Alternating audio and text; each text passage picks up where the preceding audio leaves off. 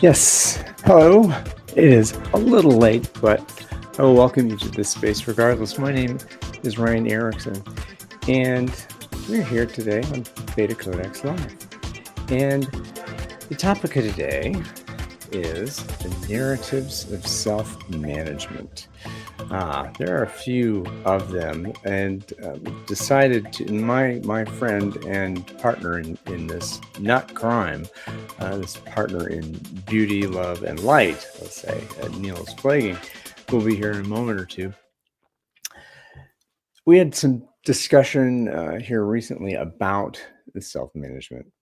At least I kind of brought this into the space because there was some, let's say, a couple posts on LinkedIn is where we spent far too much time about certain kinds of people view self-managing organizations and self-management in certain ways based on their regional, geographic, and or cultural heritage.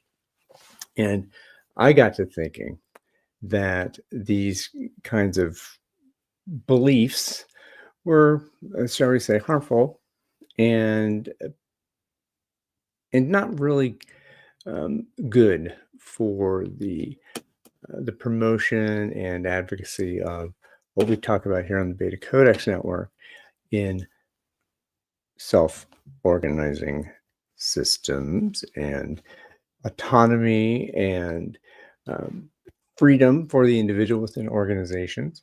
And well, there's quite a few narratives that float around in this space from the, shall we say, the agile space. And I'd like to, I thought about what could be some alternative stories that could be put out there that would be more healthy. And I thought The Good, the Bad, and the Ugly, which is an old Western movie, some of you may know. And now, in the background here, as I've kind of started a little bit early myself, so I apologize to him, that would be Niels Pflaeging. Hello, Niels. You were in the background, and again, I apologize for leaving you there too long. So hello and hello. So good to see you again, Ryan. Great that we have this wonderful topic today. Thanks for leaving me in the background for a little while and riffing off a little bit without me. A little bit of improvisation to start the day, always a good thing, even before I have enough of this. Yes, I'm also into coffee today still, and it's very early for you, not so early for me, but yeah, I have my third coffee now. Ah, wow. We could have coffee talk again. And see yes, totally. What our blends are. Today is not a wine day, it's a coffee day, it seems. It's also never a wine day for me. I have this kind of cup. Hold up yours, please. That's America, right? Yeah. I'm of course it's got a logo on it for the company that is sponsoring. Yeah, and it's giant. It's giant. It's not like the cup that you see in truck stops. Like they have these 80-ounce, almost probably like almost a liter and a half kind of cups for just coffee. Yes, I call that dirty water, what you drink from it. And I explain it, we've talked about this before. I have this personal little theory of Americans. Do you know it already? On coffee and tea? Oh, no, I don't. Oh, please. Okay. This is a personal theory. There's no science behind it. It's the opposite. It's not a conspiracy theory, but it's fake news worthy. Let's put it like this. My theory, maybe an opinion. Exactly. It's an uneducated opinion. No, an educated opinion, really. Because look at yourself right now. That's certainly not coffee. What you have in, you might derive it from coffee. My hypothesis is that Americans hate coffee so much they have to make it thinner, flavor it, put all kinds of condiments and spices into it, because they really, really hate coffee, but they cannot go back to tea. Because that, in the Americans' mind, would be a betrayal, because, of course, the oppressor, Britain, Boston, the harbor tea place thing, yeah. So Boston Tea Party, I get it. tea is a no-go. You cannot admit Mm. that you love tea, but you all love tea genetically, probably. Yeah.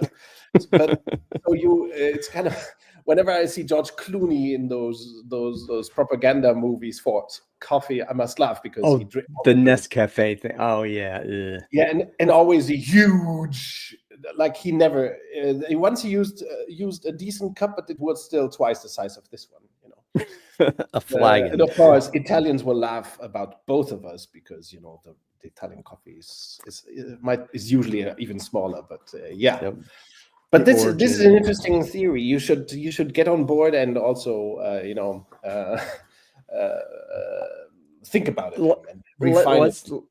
Let's just, yeah, I would be generous and say that it is rather unrefined in that it is not necessarily true of the vast majority of folks. Well, I don't know, maybe a valid for some. But I'll say. Starbucks is based on that Starbucks insight. is crap. Starbucks is And Starbucks is a mass phenomenon. So we're talking about of course, we're not talking about all Americans here. That would be too brutish. Yeah, that would be racist. you know. Yes. But the vast majority of Americans doesn't hold the taste of coffee in high esteem. That's why they must put all kinds of, that's why the milk is more important than the coffee and so on. Oh, and that's Yeah. another. Oh, and Sad. Well, that actually does bring us into a different topic, I think, for another day. The whole what changes, like adding milk to coffee. You can't undo it, right? Yes. I mean, that's part of. I didn't know that was kind of a call out, but anyway, we are here to dive into the good, the bad, and the ugly. Yes, of self-management Management, narratives. and Yes. so my thought to go into this. So I, in some preparation, but it was mostly out of that a relatively frustrating post that we had a little repartee about recently. But in a good way, I wanted to talk. Okay, what does good and bad and ugly mean? What am I talking about? So I would say, first of all, a good narrative would be healthy, thoughtful, and informed. The bad narratives are not necessarily evil, but ignorant, let's say, lacking knowledge and some kind of a narrative that you say about, again, what is self-management and all that stuff, that's not well informed. That could be, you could provide some education if someone wished it, and that bad narrative could be flipped, shall we say. Now, the ugly narrative is evil. I'll say Okay. it's just, You're taking this very seriously, this distinction. Okay, I see. Very nice. Was I like so ugly, evil, on purpose, manipulation and kind of power over in the worst way. So that's my frame for what I think of good and bad and ugly. Does that okay? Did you want to go with that, or is there something you would like to add to it? Yeah, I'm willing to go with that. Yes. I had a totally different way of approaching the topic in mind, but that's good. Okay, let's go for that. Yeah. Okay. I can go for that. Yes. Oh no can do. So without further ado, I'll start with my first one. All right. And the first one was, there's actually no such thing as self-management. That's healthy The and informed. denial approach. Yes. It's denial. Well, because what's being managed, right? Self-management, I am managing myself all the time, and it's kind of a it's a kind of a ridiculous concept if you think about it, because it's a default. So when self-management comes up, the idea is like, is it a discipline? Is it like management? Is it, Yes. it was okay. So we have the same thing in mind, because that's what I wanted to talk about first. Yeah. What does the term imply? Why is it even used? It seems so odd, right? Self-management. Yeah. Because management as let's say a practice or something that has a social technology, self-management, again, is well established. It has a lineage of, an etymology that I believe it comes from long ago. I think there's partly in the French is manger, is around actually handling The horses, horse thing, right? yeah, yeah, Yeah, the horse thing, and yeah. so which is by its Horsing nature around. horsing around and by its nature inhumane. So I think that's the first part of it that is necessarily kind of a nonsense term, and Yes. with Can we stick and with that a little bit? Because I yeah, think that's very yeah, important. I I, absolutely go I for wanted it. to start with this, or finalize with that, with the critique of the term self-management, because I think we don't have to agree about that, of course, Ryan. We Sure. didn't discuss it, by the way. This is not scripted. So, No. but I think self-management, people who use the term, how to put this nicely, they have a problem, let's say. I think self-management, as you already mentioned, you already kind of framed it. Yes, self-management, the term suffers from this opaqueness, this lack of clarity. Yes, Yes, yes, it yes. it induces it suggests that this is about me, myself, and I. I suppose that most people who enjoy using the term appeal to people's selfishness. Okay, this is Mm, a suspicion. This is not a fact. We are interpreting here. This is yeah. and this is December 2024. I'm not saying that it was always like that. It will always be like that. But over the last couple of years, I have become more and more suspicious of people who even use the term. Mm, Because, of course, self-management is often interpreted as me managing myself, my time. It comes from time management, and that kind of, yeah, that's very close, seems very close to it. yeah. It comes from this me holding up, dominating, being a professional. Like Is okay. not an entirely social thing. But then again, it's used by people who promote the real thing, Mm-hmm. which we do not call self-management. I do not do it. I'm not sure about you, how do you see it or frame it. No. I would always use the real term. The real term for me is self-organizing, self-organization, self-organization, I would say, is the scientific term. Yeah. Self-management is it's already, banalized, bastardized a little bit. Yeah. I have no idea where the actual I did not do the research into when was the first instantiation of self-management. I have no idea. No, nor did I. People who talk of self-management, they certainly seem to relate to self-organization, but then they think it's something different, and they prefer self-management for practical reasons, probably practical, that's their vocabulary, to link into people's feelings. And so it is, I would say, I would frame self-management as an already populist term, which is why this distinction between the good and the bad and the ugly, you beautiful distinguished it already, it makes a lot of sense to do this here, because there is, of course, harmless use of the term self-management, and even people trying to... Can I give an example? Sure, go Do ahead. you have examples of people who Well, benevolently use the term self-management? nothing really comes We to will not mind just mention right. names on the ugly side, right? But on the good side, we can mention names. I would say a fervent promoter of self-management who is on the good side. Oh, I was going to Yeah, say Doug Kirkpatrick. exactly. Doug Yeah. Kirkpatrick. Husband. Hi, Doug. Yeah. If you see this, I met him a couple of times. He always uses the term self-management. I've never spoken with him about this problem that I see with the term, but he uses it all the time. Dr. Kirkpatrick comes from Morningstar School of Self-Management, it's always called self-management, And okay, I have to give Doug credit. He's a Californian, I think, right? Yes, indeed. So I can forgive him. Because Californians, they're all about me, myself, and I, and they do not think so scientifically and so on. So yeah, I can go with it. I can go with the flow. Again, I want to get to the bad and the ugly, sure, but the No, we critique are of them. still with the good, and the good. So we are framing. If we and we decide here to frame, Yeah, or I yeah, suggested to frame self-management as an already bastardized version of the real thing that is, it would be right. self-organization, self-organize. Mhm.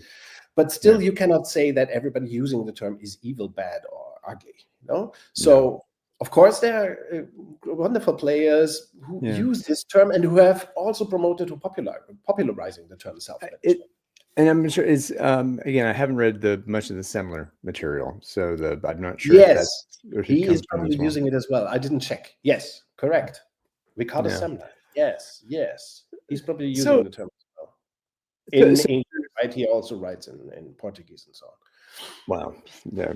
I didn't check how he called it, but he probably uses it, or his folks, Yeah. his peers, and Mm, so on. His crowd use the term as well. Yes. So yeah. it comes from case study inspired folks, Yeah. practitioners, people who claim, who want to appear as practitioners. I think they fall prey to this term, the narrative self-management, because it Well, suggests so many things. It's a narrative in itself, the term. yeah, and I think part of it, I mean, the word again, I'm reluctant to go more critical at this point because there are some examples that are really piss poor, if you will.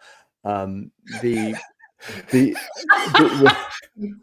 Have you heard that term? Have you heard I that have term before? never heard that. That's funny. Or See, is that every related once to in a while, skiing? folks, I get to provide a little bit of information to Niels as here and there, so about Educate me. our beloved culture in America. But Yes. the first the first time I encountered the term, I think, was reading the Scrum Guide a few years ago. So Oh, yeah, so that and I think there was this idea of self-managing teams and kind of that bit. yeah. And I think I will believe still that term entered into the guide from a good place, Oh, and yeah, that yeah, yeah, yeah. and that Look, desire to be this is not about bashing. This is about yeah, but the making narrative, sense but of things, of the zeitgeist right, of our. and the good narrative there, right? I think that we're talking about the Hmm, good narrative is that it yes, is that individuals in a traditional hierarchical power over relationship with fixed targets and all that jazz yes, um, have it is a imposition against their freedom, yes, and I don't need to be managed by someone. It is important that I, again, it's the whole rugged individualist thing. I am capable of managing myself, and that's true. And that each of us as human beings are infinitely capable of managing ourselves and our actions and our behaviors. Um, and so that, and I would also, the final good part of this is I would say that the term, and you alluded to this as well, and mhm, interestingly enough that we agree about this, that the term in and of itself, it lacks specificity. It does it yes, mean and the good narrative, does it mean autonomy? What kind of autonomy? Was it individual? Is it group? Is it yeah, what, or is it about decision making? Are you talking about self-management, meaning I am capable and I have the power and authority to make my own decisions, which is that's natural and good. So what are we talking about? What are we talking about when you and I, for example, are talking about self-management? Is it autonomy or mastery-based decision or some other kind of uh, more specific theme? So that I think is the goodness of that term can be interpreted in many ways. So that's yeah, the yeah, narrative. yeah, yeah. There's goodness of intention, but not always the acts, the actual acts. Harm Yeah. are related to the good intentions. By the way, when we The, were talking, I kept framing this. This is kind of scientific reasoning that we're doing here, at least. I think the term self-management indicates a certain shift. The increased use of the term self-management, it increased some. It has some faddishness to it, right? yeah. I picked up one book that I particularly dislike, but these are personal choices. Yeah, I Oh think this is yeah. part of the movement. It's that there has been a shift towards I would classify this book here as implicitly authoritarian and command and control oriented. But there has been a wave. I didn't pick up other books. This is the only one I will show because I find it so typical. Also, that the Scrum Agile community adored this book. Yeah. Yes, and I think it's just banalities inside it. I think it's it. I do not even know where the fascination of It's that book. well, again, having again, because I come from that community, it is, which is not a community, that population of folks who believe that particular thing and practice stuff in whatever, that idea of commander's intent coming from the military in that context, and that one thing that's been kind of adopted as Yes. as a good thing. And again, we've had the discussion a few times around command and control and Yes. what, and I don't even when is it appropriate, and some would say never, but others would say again in this military context, blah blah blah. But I have encountered that author's posts in certain times, and there's this hint of truth in there. There's this bit of, yes, there's respect for people and their innate freedom and that stuff, and then there's also this kind of just it's like, what are you talking about? That it just seems like it has this smell of authority to it, like Yes. authoritarianism to it. Yes. Yes. Oh, by the way, Are we still in the good, or are we at the bad now? no, yes, I think this is we're critiquing the term self-management, right? And yes, we are. I think we are both noticing that the good and the bad and the ugly may be closer to each other than some of us would like to admit, and some of us would find, convenient. For us, you and I think this The is not a ugly, particular problem because we haven't used the term. right? I never use it. I think you haven't used it, or only occasionally. Yeah, because it has a ring to it. It is suspicious. The term self-management, and I think it has several. Again, while you were talking, I tried to figure out more what I find problematic with it. I think there is a ring of liberation versus in the term. We must liberate people from managers. Managers are evil. Oh yeah. It has a ring of rebellion, uprising against. Some people must be fought or killed. I think it Overcome. has that ring. Sorry, but I think it has that ring. Self-organization, again, the real term, the scientific term. It is about something that we cannot do without. We are inevitably self-organized as humans, as groups, as societies. It has these self-organization has several layers to it, so to speak, or several dimensions. The individual who is self-organized, groups who are self-organized, and societies who are self-organized, and you can suppress it, but you can never kill it. Self-management I think, is about something entirely different. Ultimately, I think it's about rebellion against others. That's why I think it tends on the dark side to racism, which we might discuss a little later. It's against, it creates an enemy in the other. I'm good, you are bad, which is very similar, I think, to you got me to that.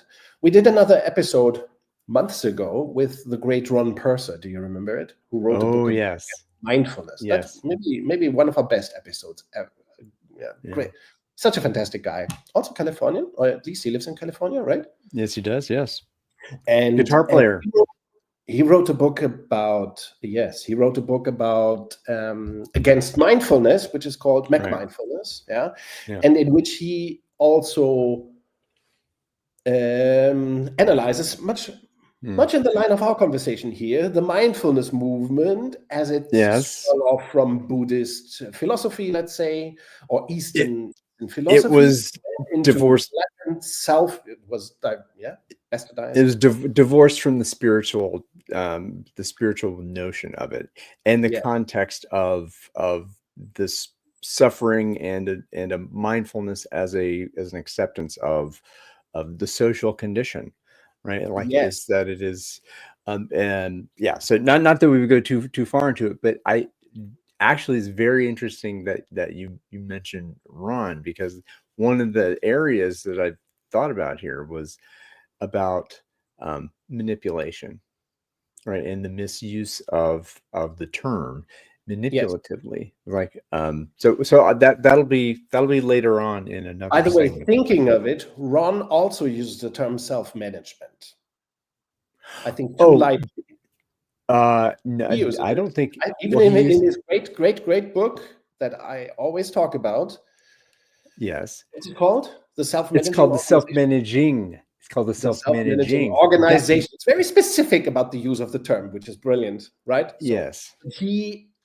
Ron also uses the term, which in other contexts probably, well, we don't have to get, this is not a critique Yeah. of Ron Person at all. It's much to the No. contrary. I think he's one of the great thinkers of our time who criticizes our, let's say, our Domain, our inclination to banalize and mhm, occupy, terms that could be in principle helpful, but to make them about selfishness, ego, greed, like mindfulness. Yes. yeah. Or even, I think purpose is totally about my purpose, not yours. It's about imposing, or this whole value discussion. It's all about purpose and my values. values. Ultimately, my values are good, and yours or mindset is shit. We had this discussion. You must have in order for you person to play with me in this organization for this reason of being, you must comply with the values that I set and my top executive team set for this entire organization. Yes. And I did all I would I was contextualize. Yep. Oh, I was just wanted to say before that, just on the topic of Ron, I think the differences and the distinction is, because I went through this as well. I'm like, self-management. It's Ron Purser uses it, and again, the wonderful book, too hard to find. Which people should really get that book. Yes. But the idea is self-managing is an is observation of a behavior, that something, that an object is self-managing. The thing manages itself in some way. But that's self-management is like a practice. The practice of self-management. It's just it's like no, I don't. There's a difference. Yeah. Oh, great. Yes. It's subjective versus objective. That was, and so partially it's because I'm biased, because I want to make sure I dig the book so much. I want to. Yes. By the way, what you just said reminded me of a great quote by Paul Klee. I think he said, "Form is bad, forming is good." This could be something for another episode as well. Form is bad, forming is good. To make it static. The self-managing organization, nothing to criticize about this title. Yeah. But self-management as an object, it's all about, doing practice, tools, control. Yeah. That's ultimately, it goes too far in this.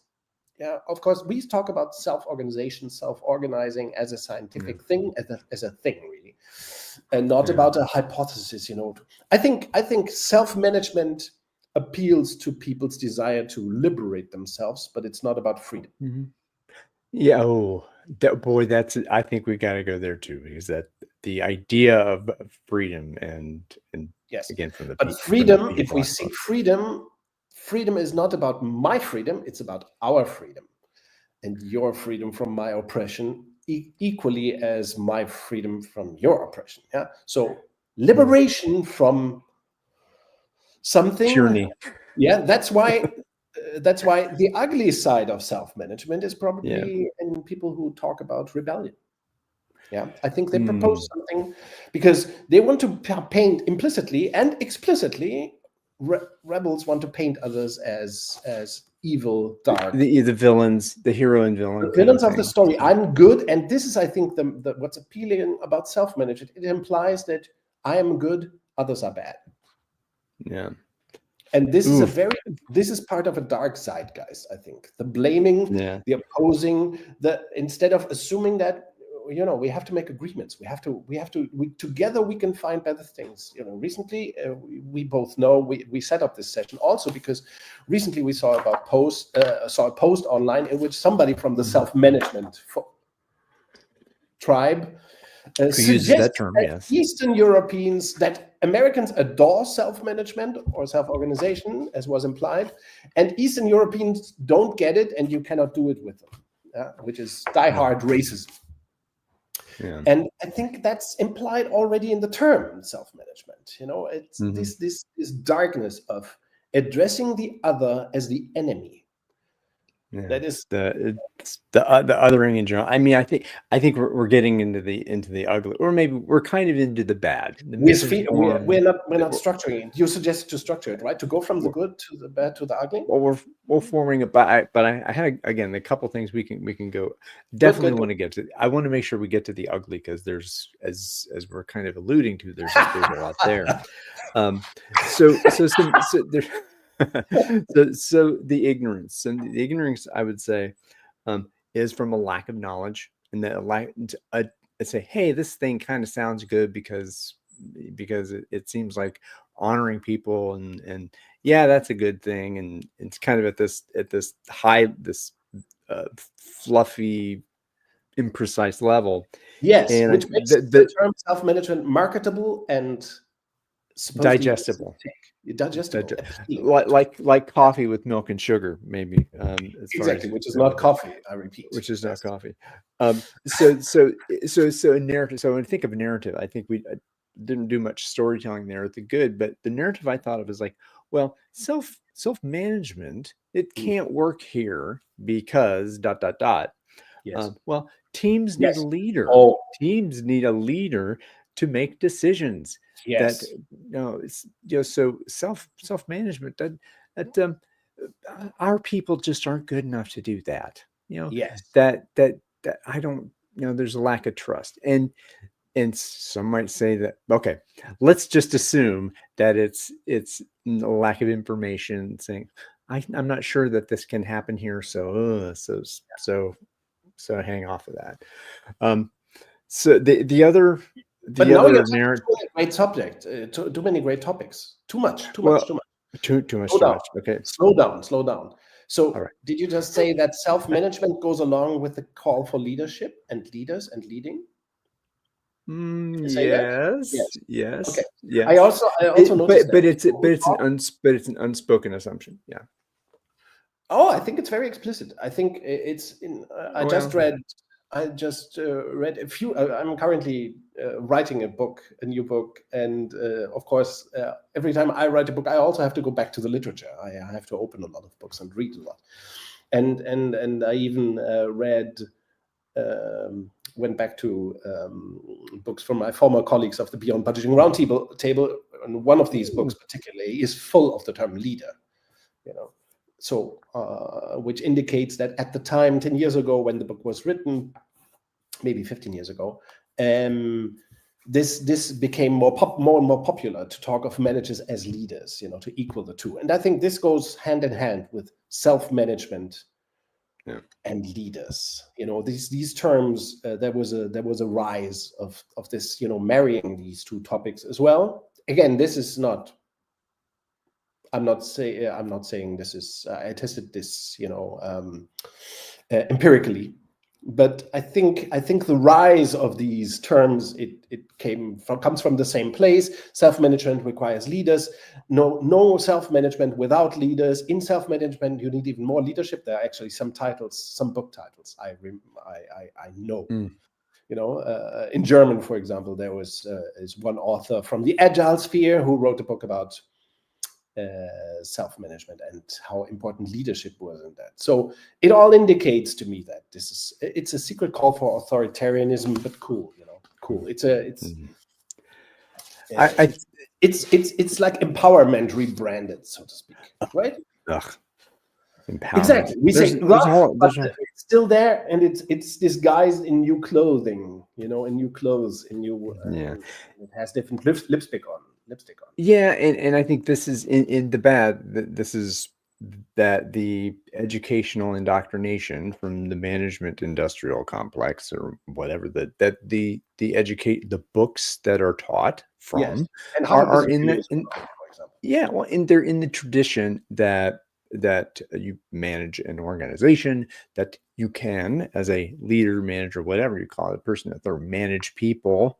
They're they're your people. Hey, I'm going to manage my people well, and yeah. So and this is in the bad, which is I think misinformed, is Mhm. that assumption of control. It's just it's baked in that's there's no thought Yes. the other thing that came up when you said no, I'll gonna toss the ball again, is that to be oh God, it's like to be managed by, right? So self-managed means I manage myself, but so as opposed to what, other management, so it's being managed by others, and that's kind of that's the authoritarian bit, and I think that's the water that the NBA fish swim within. Yes, So, but in that, doesn't self-management appeal to us to know, like, be more, trust in your instincts, go with the guts, hmm. do not overthink things, just act. Yeah, this isn't that. I think that's very strong in the self-management tribe, so to speak. That you are better than them, the managers. You are Oh, stupid. yeah. You are stupid, and you have it all in you. You don't have to reflect. You don't have to take responsibility. You should just self-manage. It's like teaching anarchy or liberatist mindset, which is something very terrible, by the way. Hmm. Liberatist. Hmm. So it's a That way the of libertist is not I don't know if you're talking about libertarian libertarian. or Sorry, something. libertarian. It's a libertarian idea, I think. Making the community weaker for the individual to self-impose. A way. So, It's it, so it's. I well, think we, they're we can we can have a little libertarian discussion ideas. about libertarianism, I think, because there's a continuum about like so many behaviors, but um, No, that's that's not the topic of. ideology. Libertarianism is an ideology, right? Yeah, well, It's not a yes, behavior. It's an ideology, and it's like like libertarians. liberalism maybe. What do you mean? As like as a distinction between libertarianism and liberalism, is it kind of what Yes, you're it's saying, very like different. enlightenment Yes, liberalism? Hmm. yes. Libertarianism, by the way, we have a big discussion currently going on about libertarianism as well, as you Hmm. probably have in the United States, because you have some a wave of libertarianist thinking probably happening in the US as well, right? Well, there's again. Dismantling the state very strongly. The libertarian movement seeks to dismantle the state as much Well, as and possible. an anarchist, an anarchical libertarian, as a radical libertarian, That's maybe you the would say end. that. Exactly.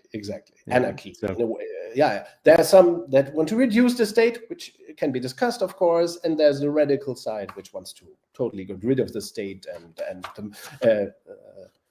let's say promote some notions of the stronger, so stronger so main I think type and in suppress in less in the strong. context of self-management, I think the that I kind of get where you're going there as well, because that's a very, if you are ideologically predisposed to, again, the libertarian ideology or that you Yes. say it's all about me.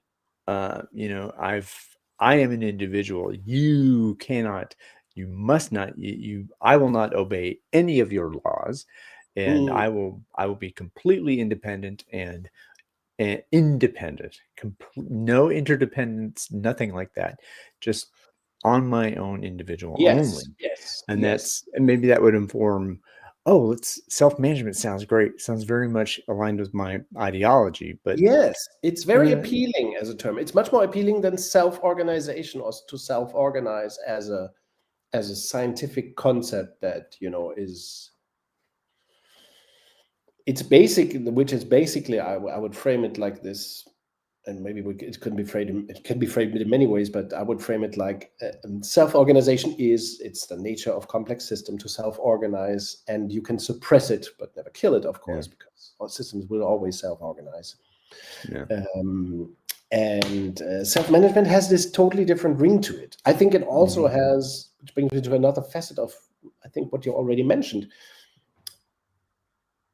Self-management seems so appealing as a concept and a brand, so to speak, because it suggests that it's all about practice and not about theory, that theory does not matter. You have it all in you. You just have to drive out what's inside you with some Lego serious modeling. Lego series play. It's all inside us. We can facilitate our way to a better world with a little bit of management 3.0, with a little bit of, how is this called? These facilitation methods, liberating structures, with a little bit of this and that, and some Lego. Things will be wonderful because you have it all in you. I think that that is a little bit of blaming the tool and not the user of the tool. No, I'm not blaming the tool. I'm saying that the tool is the stable, instead of using rigor and scientific method theory, as Toyota does, for example, which is self-organization or self-organized. We want to be do the playful, the inviting, the funny, the ludicrous, the hilarious, the happiness. The happiness movement also very close to all of this, I think. Let's make it happy working people. Oh, and that, I think that's we're getting so close to the evil here. Yes. What do you have to pile it on? Yes. Well, the other thing I will say on the ignorant, on the bad, was about, and you alluded to it as well, that self-management, there's no standards on in self-management. A person, if you're self-management, there's a, I think I wrote it down here when I was thinking about that, was that there's no performance. I mean, that a self-managing team, no one's being held accountable.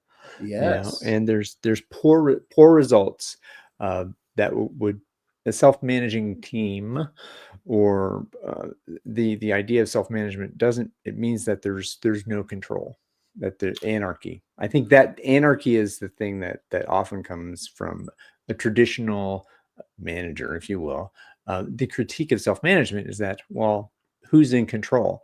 Who's being held accountable for this? Whatever this is that's being put out there. And the other thing in the ignorant, before we go into the completely malevolent, would be that this idea of no managers or self-management, it's only for the teams. It's not for those of us in the echelons of an organization. Yes. It's part of that. It's that othering we're talking about. That innate sense of, I'm better than you. You can do all that whatever that kind of self-management stuff.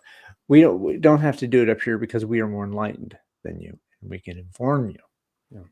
So that brilliantly relates, by the way, to the observation that Scrum always has been a team concept, right, for individual development teams. And once it was the Scrum movement was forced to think about the meta level beyond the individual team, the let's say the approaches developed and promoted have been authoritarian ones, and as like all the scaling frameworks. So there's a different vibe, implicitly within the teams and beyond the teams. Beyond the teams, let command and control, let alpha rule, but let's fed it up a little bit. Let's make it beautify a little bit and make it about circles and shit. Yeah, and this is scaling and so on. The term scaling already it says it all, I think. It's extractive. It is get bigger at all costs for nefarious reasons, only for individual gain. I think yes. But I think philosophically or conceptually, that's what you just said is very noticeable in the approaches chosen and the words chosen to describe those approaches. Yeah, Interesting. Yeah. So again, of the now another episode, ninth that we're kind of seeding here, right? Yes. Going to the ugly, I would say, and the ugly narrative being that one that is intentionally authoritarian and Okay. evil. So the ugly would be the evil, that the shadow side of it. So you would suggest that there is intent of Well, darkness? this was, well, yeah. Again, well, there's been I'm some not sure if there's criticism. intent of if there's it's driven by ignorance. The Well, ugliness. this came to me as like, well, how could this concept be misused, and for what purposes would it be misused? Because that Yes. was, and I was in a conversation with a gentleman that was he was not he was it looks he was skeptical of decentralization and that kind of Yes. that thought, but not really. But what his criticism was, and I thought was Yes. interesting, is that if a tier of managerial authority, right, Yes. we want to cut costs. So what's a great way of cutting costs is cutting salaries of people. Oh, hey, if we get rid of all the managers, the middle managers, woof, we cut a lot of cost, and that happens immediately. Ooh, wow, we can look good we can create more profit in the short term, Yes. and raise our hands and say we did a great job, and then exit, Yes. on it with a golden parachute, and leaving just this a lack of execution, lack of coherence, lack of humanity in the wake, just people suffering from trauma. So the the the motivation, I guess, that motivation would be, I don't care about the people. I just care about making the profit without any cause of anything. Just get rid of the people, cut the costs, whatever. You just do what you need, and I'm going to get what I want. So I think that conversation with that gentleman, I think it indicates so many things. I wouldn't have thought of the same things that you just mentioned at the end of what you just said. Just a second. So that guy, he was skeptical of decentralization, right? no, what it was that that not everyone has an altruistic motive Yes, yes. to Some people are just not good enough, and so on. They are not mature, that. etc. That's the thing. Well, Theory X it's thing. yeah. Some Yeah. people have a theory X view, and this Okay. is the asshole factor, the 3% plus or minus a. No. Okay. Okay. Now I have to stop you a little bit. Just a second. First of all, maybe we should add to our discussion that I'm glad you just mentioned decentralization, because we didn't. Why didn't we do it before, right? So our point in beta is that in order to produce sufficient levels of self-organization and responsibility and freedom, organizations must be decentralized, right? That's Yes, what we argue in beta. absolutely. Yeah. Core So, belief. Yes. so we do not promote self-management as salvation of the individual from an evil management caste. No. We say alpha systems only produce losers. They produce no winners, including managers and shareholders. They are all losers, and the only remedy is decentralization. Why decentralization? Because it forces people to accept higher levels of self-organization, responsibility, and to let's say reaccommodate freedom in their lives, and to act as teams instead of helpless individuals, and so on and so on. So decentralization is at the core of us, is the solution that we preach, in a way, right? Yeah. And it's hard It's to wrap your hand it's a around. different game. It's a different game. I think that we could have a discussion, I think, around the systems versus games, and that what we're talking about. We're just talking about a finite game of winners and losers versus an Yes. infinite game of creation and creating Advancement.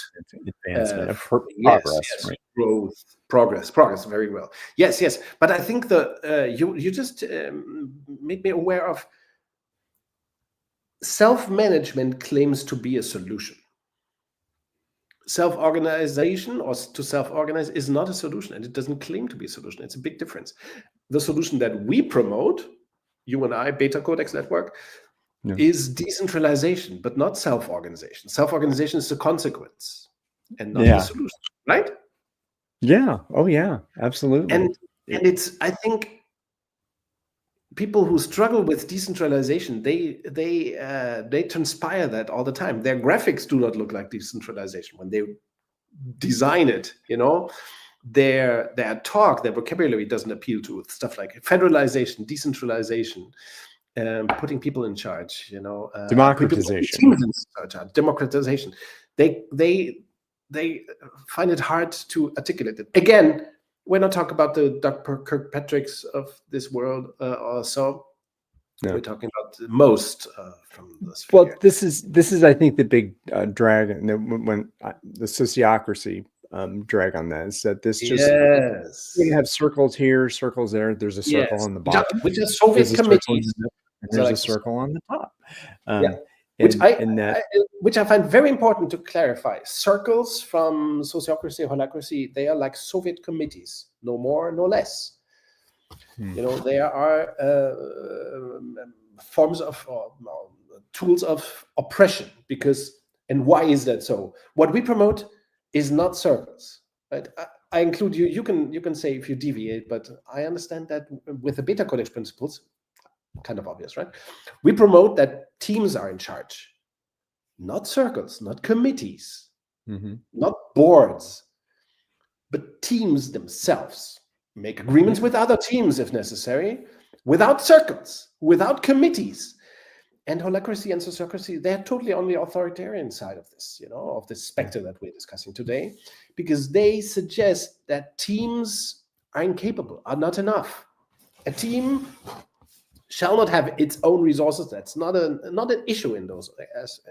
And I think self-management as a whole rings that bell, right? Well, it's something that exists, and this is, I think, part of the evil that maybe this is also what we're talking about. That self-management is a behavior. Well, that's not behavior, maybe, but it's something that exists within a current structure. Right? Yes, so the structure doesn't immediate salvation through better behavior of yourself. Oh, that's very religious, by the way. Yeah. Well, that's also part of the criticism of the Hawthorne experiments, and that it's just, hey, let's just do this self-management thing, whatever it is, so that the people are happy. That so that those people they don't revolt, so that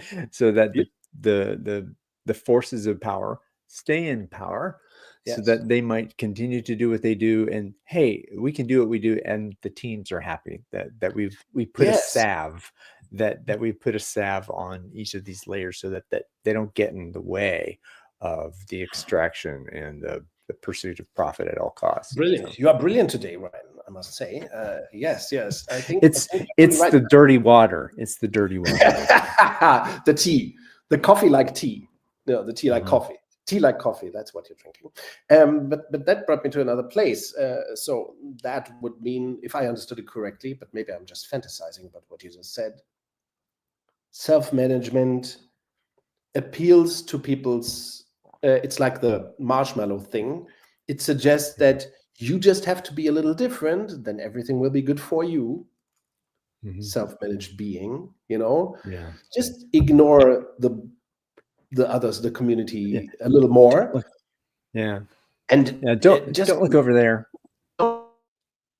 Yeah, there is immediate salvation, instant salvation in you, in your soul. So that's totally the mindfulness thing, right?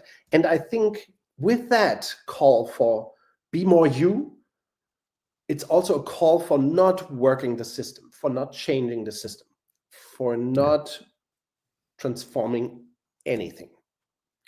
Be more you. And here's the thing, that is why on the ugly side and on the bad side and even on the good side, self-management wants to sell trainings and courses and programs, and it is for you by the qualification. I think that's all. On the business models are shockingly similar on all sides. Yeah. All the self-management people I know do not do consulting. Only training. Yes, qualification, training, certification programs. That's what it is. Research. School of Rebellion. Maybe. Research? Yeah. Who's doing that? Or just, well, I mean, that's that. Maybe I'm wrong. Maybe Dr. Kirkpatrick is doing consulting, for example. Maybe. Well, he is definitely. Well, I know that for a fact. We've talked I'm not about sure. it. I'm not sure. Okay, I hope he is. I hope he is, because that would, make him a differentiator in that scene. But the inclination is towards no consulting. I see this in German colleagues, by the way, who I know well, as well. Who's I heard some of them say years ago, I do not want to do consulting. You misunderstand. I want to get out of consulting, because I always say, why? Get consulting. Because it's not worth it, he said. It's not worth it. I have helping failed people is not worth it? This particular guy I'm talking about, he did lean consulting for a while, and he sensed that it went nowhere. It had no effect. Of course, we know by now why that is. We know it very well. And it was known back then as well why lean consulting cannot lead too much if you just do tools. His company, they did stuff like, what's it called, the bottleneck thing, how is it called, the concept? Theory of constraints. Theory of constraints, and the bells and whistles and simulations. You do lean simulations, but all that is just entertainment. Working the system doesn't require doing a simulation. It requires getting into the thinking, understanding the theory, the concept. You do not have to do a simulation to that, I think.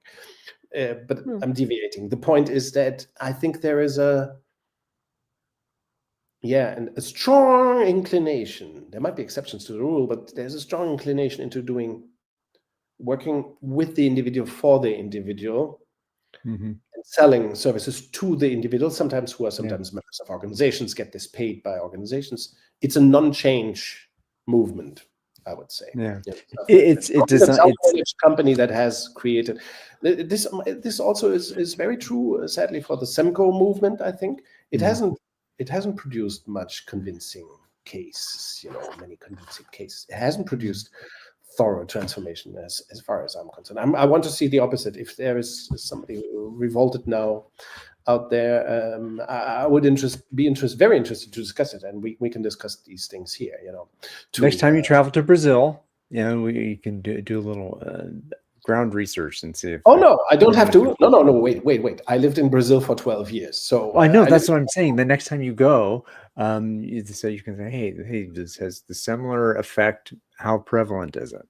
Maybe. No, there is no similar effect, but for reasons beyond SEMCO and Ricardo Semler, they are not to blame. I think,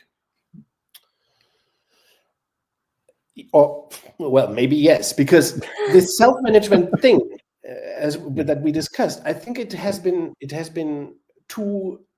The whole dimension. I think it was too much about self-management, too little about self-organizing, decentralization, working the system, and that is I think I've watched many talks of Ricardo Semler, by the way, many in Portuguese and in English and so on, and his message can be easily mistaken as a recipe for self-optimization, which I think predominantly self-management as a movement is about, self-optimization instead of working the system, right?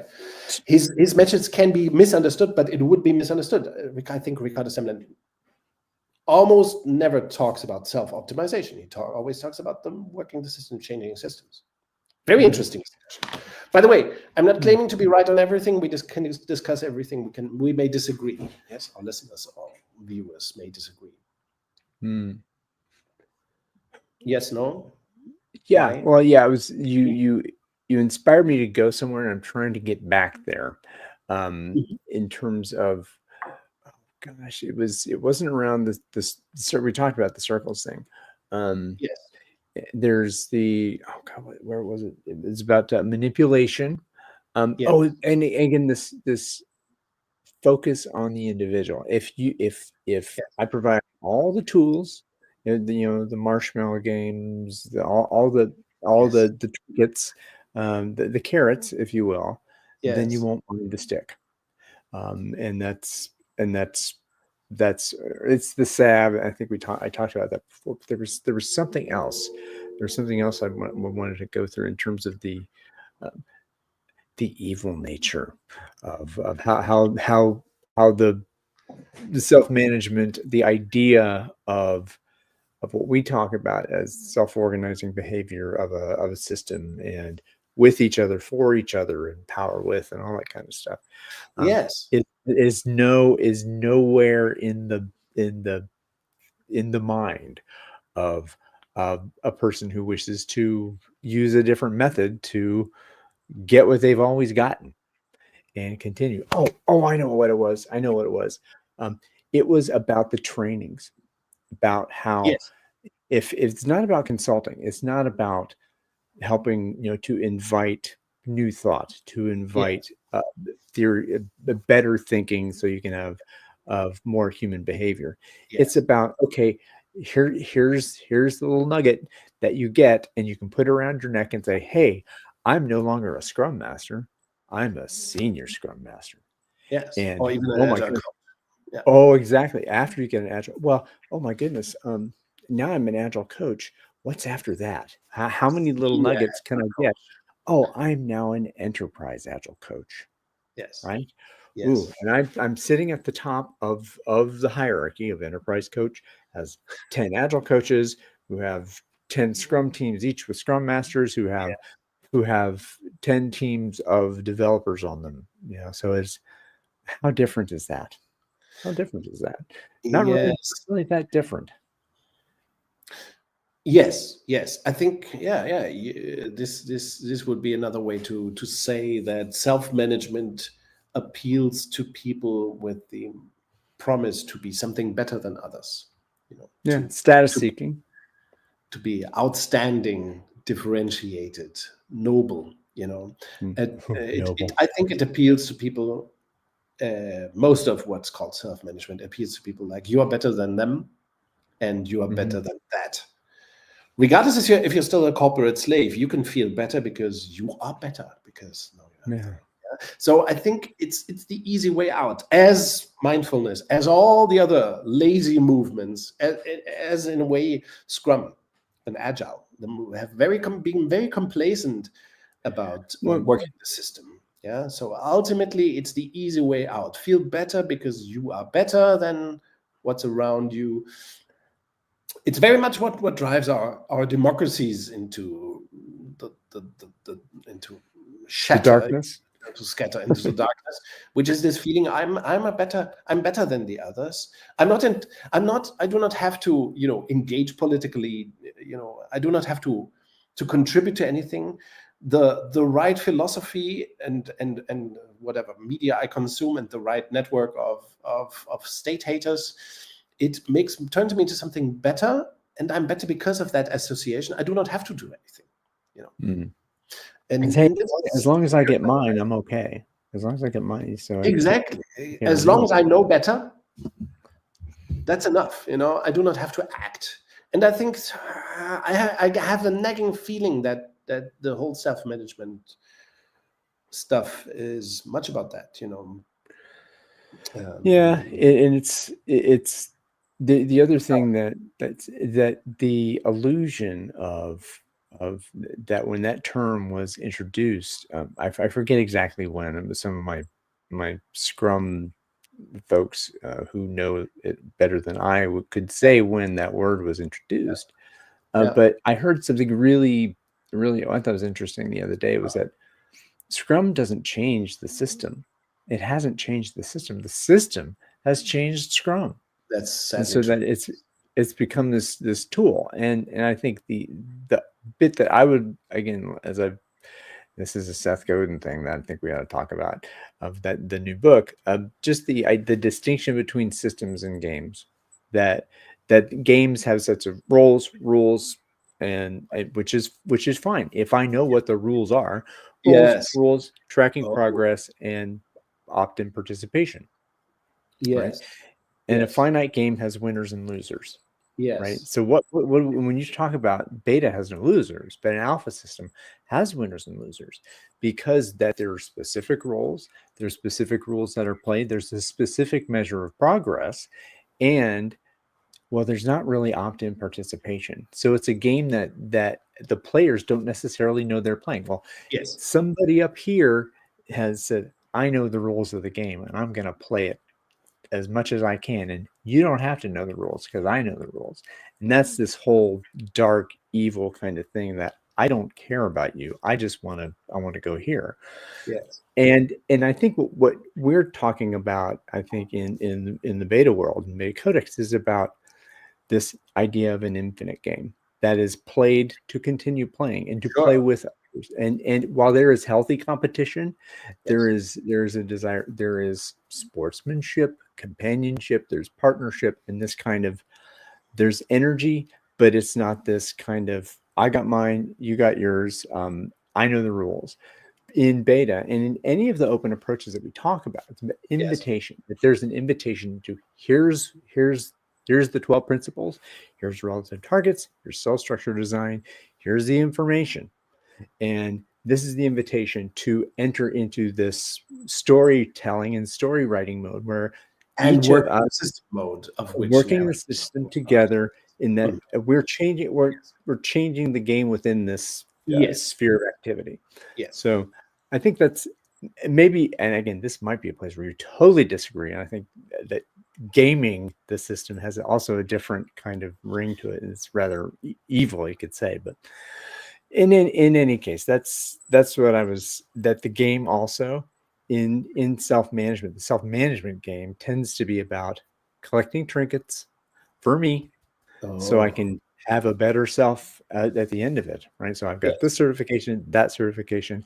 Hey, I've read these books. Sure. You haven't read them, Sure. So I'm better than you. Sure.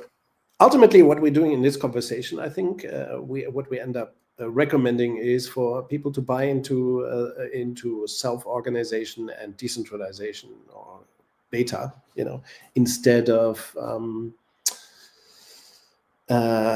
lazily appealing to the lower interests, the lower instincts of people to self-optimize, right? The shadow, the shadow. Yeah. Interesting. I didn't suspect that our conversation would go this way. Interesting. Well, and I think this might be a good time also, as we're at this, we are an hour or so in. Mm-hmm. What does this have to do with beta? And we kind of alluded to it. What is this? Yeah. Why did this topic come up? Because I think it's this illusion that self-management, that's all you need, and that's and the idea of no.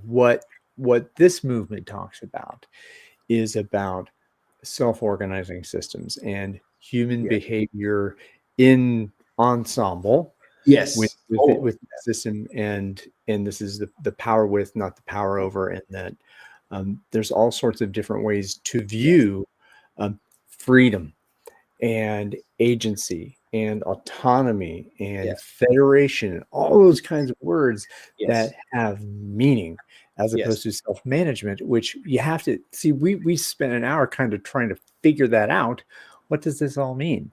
What are we talking about? Because there's not really a single definition of it, is there? Yes. Or there even it's vague and shallow. Yes. And by the way, now that you contextualize this differently, very well, by the way, I would also bring into, and if you think about self-management, where's the idea of collaboration and rhythm? It's so fuzzy and unspecific, right? That's why it will never get you anywhere.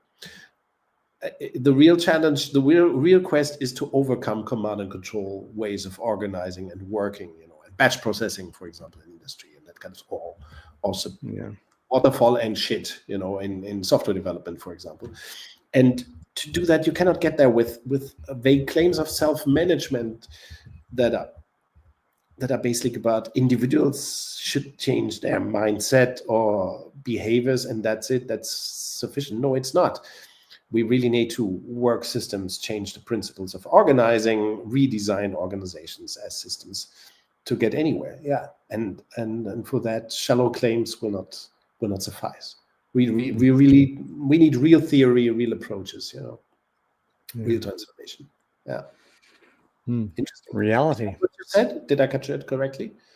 You've got it. You intuited my intent very well in this case. Yeah. So. Very good point. All right. That should be it. I feel pretty complete at this point. I do have to apologize to my friend Dov Saul, who was trying to get into our session at 5:53. And I don't know if Dov is still there anymore. I messaged him on LinkedIn. And he was trying to join, but maybe when I rebroadcast this here a little bit later today, for those of folks in my time zone who don't want to get up at 6 a.m. and watch us jam, yes. I'll broadcast. Yes. Also, we might repeat our invitation. We will be willing and happy to include others in our conversations here. We want to do sessions with special guests, as we've done many times. So if you feel like joining us on a specific topic or on any topic that we announce, please get in touch. We will be happy to include you in the conversation. Maybe Doug Kirkpatrick might want to join us. Oh, sure. Yes, sure. That would be lovely as well. And I know you have a guest planned at some point in the future. We won't tell you who it is. Sure. But so those of you out there, again, Niels is making the invitation. I make it as well. Yes. Let us know if you want to see us banter and jab at someone or come together in beautiful harmony as what we do or beautiful harmony. Okay. Beautiful. Well, there's harmony, and then jazz is are we Ornette Coleman, or are we Miles Davis, or are we David Brubeck, or do you know who John Zorn is? Have you ever heard John Zorn? I went to a concert once. Yes. I left after 50 minutes. I couldn't bear it. It was. It is John Zorn is one of those things that John Zorn got me the only time that I left a concert after like 10 or 15 minutes. Yeah. All the songs took just half a minute and were unbearable. Maybe it was a particularly destructive phase of Zornism.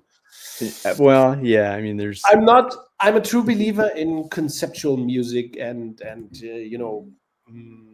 let's say avant-garde music. I just bought tickets for a concert by. I wanted to talk with you. We can do this publicly here. I wanted to tell you this.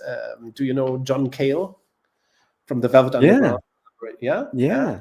He will do a tour here in Germany in March or so. So I bought tickets to see him again. I saw him once in Sao Paulo. One of the best concerts I ever witnessed in my life. John Cale, co-founder of the Velvet Underground, together with Lou Reed. Fabulous solo career. Many records produced by Brian Eno. Fantastic songwriter. Wow. Very avant-garde. I think sufficiently avant-garde. I also like Arthur Lindsay. Do you know Arthur Lindsay? Oh yes. Well, I did know a different Arto. No, I guess I'm not familiar with Arto Lindsay. Okay, what was his band? Lounge Lizards? Was it Lounge Lizards? His band? I'm not quite sure. He very avant-garde guitarist, composer, producer. He lived in Brazil for a long time. I'm not sure if he's still living there. So I've seen him 3 or 4 times in Brazil live. Fantastic producer of beautiful music, Brazilian music and international music and so on. Fantastic guy and sufficiently avant-garde to kind of confuse you every time he appears on stage. He's the kind of artist, that he understands musical theory, but he walks on stage with a very strange guitar and like hammers on it. And what kind of imbecile is it? But he's not an imbecile. He's very, it's just. It's intentional. Check out this stuff. It's intentional. Arto Lindsay. So who knows? If we have a guest here, it might be John Cale, John Zorn, Arto Lindsay, or it might be Oscar Peterson. Huh? Oscar Peterson. I saw him live as well. That was awesome. You saw Oscar Peterson? Holy crap, man! Yeah, in Sao Paulo in a park. Free concert, so 10,000 people or so. Interesting. Yeah. Wow. That was after his stroke thing. He had a stroke or something severe, right? And went back to playing fantastically. Yeah, that was amazing. Yeah. Well, Good. So we deviated as usually at the beginning and at the end, at least. And at the end, promise. I might cut this off at some point. And I realized that this fancy schmancy graphic that I did, we only used for like 10 seconds. And like, I'm so proud of this doing. You want to show it again? Actually, well, it's up here. Well, there's this one, the top, which is based on the other one. I actually decided to do our duo frame like this because of your podcast with Ernesto. Yeah.